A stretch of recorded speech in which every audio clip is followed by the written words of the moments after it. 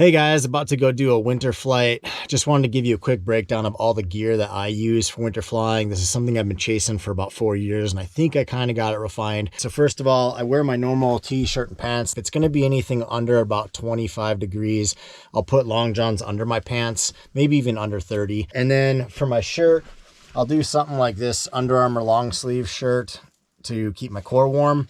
And then sometimes I'll throw my t-shirt back over the top of it. And then I have this heated fleece liner. And sometimes I run the heat, sometimes I don't. Usually if it's under 20, I'm gonna run the heat. Otherwise, it's pretty thick by itself. So it's not something I really need to do. This kind of acts as like a double layer of insulation. And then on top of that, I throw my normal winter ski jacket, and this breaks all the wind, adds more insulation, and that's pretty much enough to keep my whole core warm. If things are really cold, I'll run heated socks. This is kind of nice to have. Again, this is probably, I draw the line at about 25 degrees. Anything less than that, I go with the heated socks. Otherwise, just regular thick socks will do well. For shoes, you want something that's waterproof. So I've got some hiking boots down here that I like to use because there's gonna be a lot of snow on the ground and that stuff will melt on your feet. So I don't like that. I like kind of a waterproof shoe. It helps block the wind coming in and keep moisture out. So I'll be rocking the hiking boots.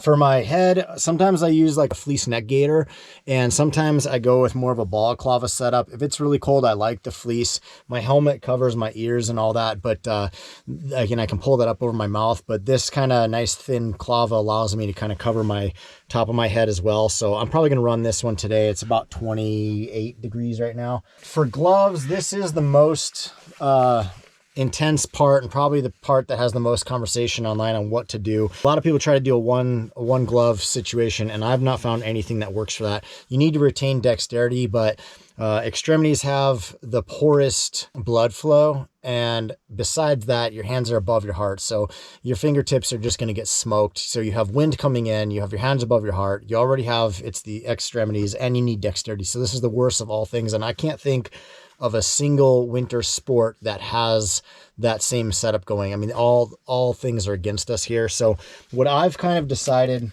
is a heated glove liner. These are thin and fairly comfortable. They're fleece lined, and they work really well at just creating heat. So there's your dexterity, but you've got heat up close to your hand where you need it. On top of that, you can take like a -10 degree rated winter glove like this, where it's tightly woven nylon that blocks wind, but it's still a thin glove to retain dexterity, and it's got a nice insulation layer of 3M Thinsulate. So in tandem, now I still have dexterity, but in theory, I'm blocking wind and heating my hand close to my body instead of like a heated glove.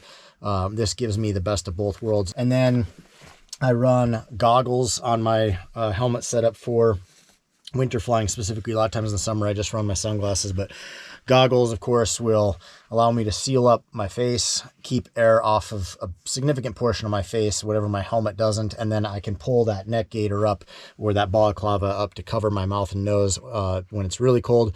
And this vents well so I don't get the fogging. So that's kind of the full setup. I'm going to link all this stuff below, but let's go ahead and get all outfitted up, kitted up, head out and get some flying in.